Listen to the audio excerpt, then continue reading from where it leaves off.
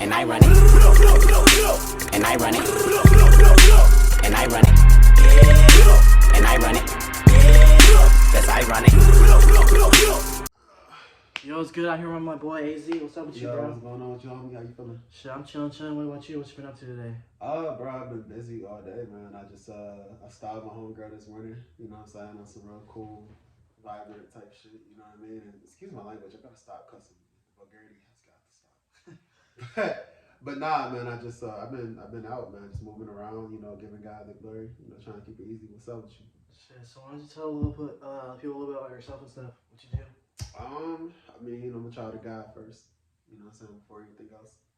But I do a little bit of art, a little bit of fashion, you know, dips and dabbles. I have a little bit of I guess at one point I had an affection for music, but primarily and predominantly in my life, fashion, art, community work, good vibes, you know, stuff like that.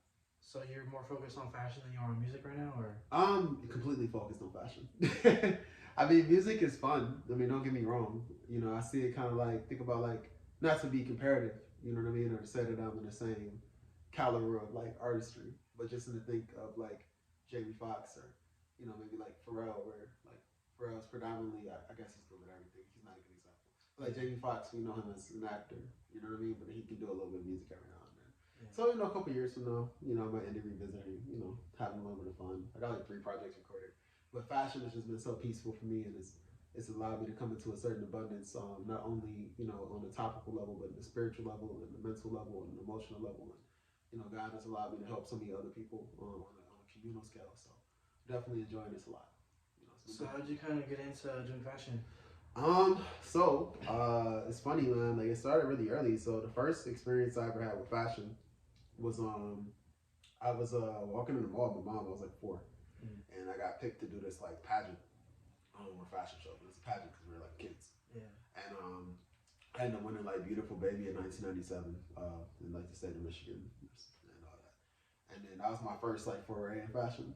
And then it kind of like, it's always kind of chose me, like, you know what I mean? Like, that's one thing I always tell people about fashion. Like, fashion will choose you. Like, it's the one industry that a budget can't make it happen for me. Let me not say that, because to an extent, but there's still like, there's like walls, like, you know what I mean? Or like there's like ceilings for that, because at a point it's about like the actual creativity and the quality of the product. You know what I'm saying? But it's one of the few industries that I feel like it organically happens. You know what I mean? Like, you read stories about certain like supermodels. Like, I was reading GQ and I can't remember all the nuance details of it, but I remember that there was this model and he was like homeless or something like that. And he was stealing oranges like in like Brazil or something like that. And he bumped into somebody like, nice, like a supermodel. It's just one of them type of things, you know.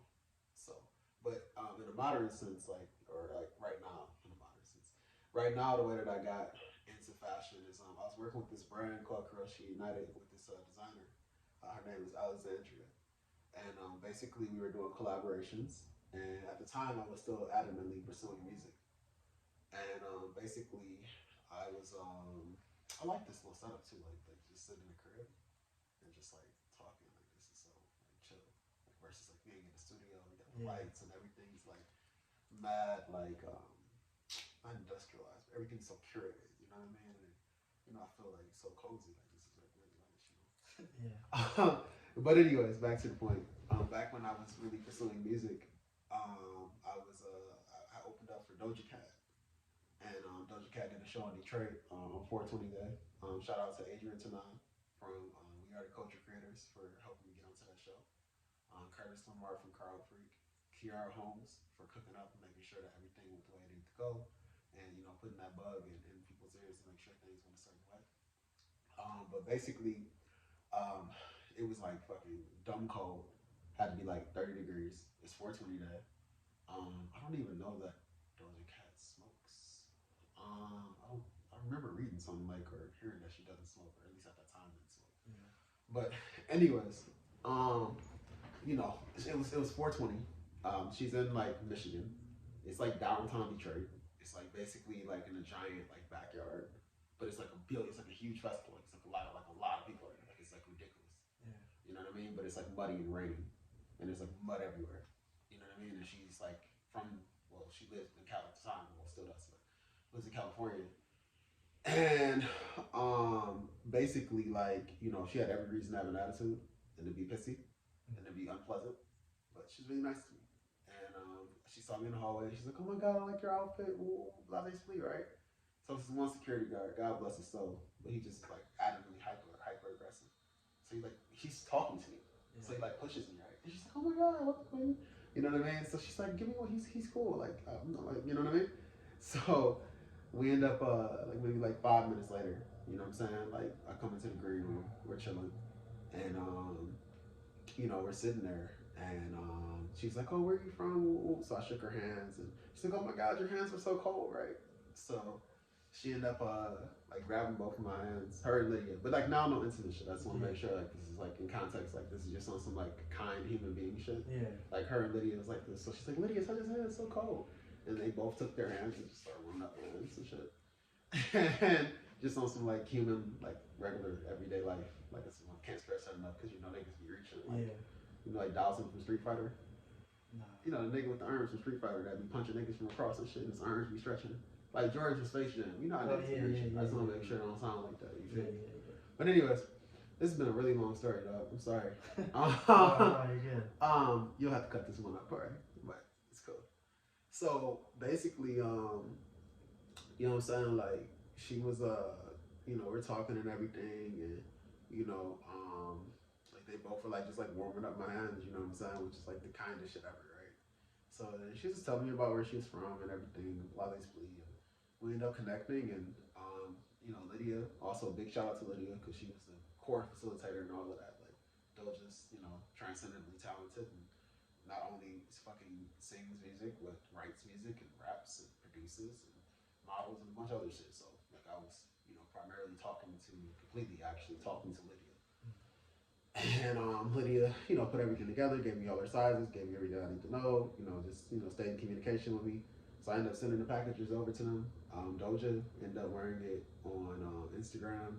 She tagged it. She put it on her story. She makes a cool little video. She's like talking like a robot and shit. And like it was like dumb cool, you know what I'm saying? Yeah. And you know, she ended up wearing it in like one of her first like bigger interviews because when this show happened, this is when she was right on the cusp, right? So like she had just like Mood was, you know, kind of like, you know, like that kind of simmered down, and then she had released Juicy, and she's about to release the Juicy remix. So this is in that time period, you know what I mean? So she released the Juicy remix and shit, and you know she popped, right? So one of her first bigger interviews, you know, was with Google. So she wore it in the Google interview. She wore it at the BET Awards presser. She wore it multiple times. Like she wore that shit like crazy. You know what I mean? And put a lot of love into it. And, you know, May dressed it well. It was like really cool. And I'm sure Brett, who was her stylist, probably has something to do with that as well. But that's how I got into fashion. That was the first person I ever sent a package to. So when I went to New York for Fashion Week, it kind of put me in a predicament to when people looked at me as a legitimate tastemaker. Because they're like, "Oh wait, that jacket? You're the one that sent that over? Ooh, let's flee." You know what I'm saying? And it just kind of put me in a position. So that's how I got into fashion.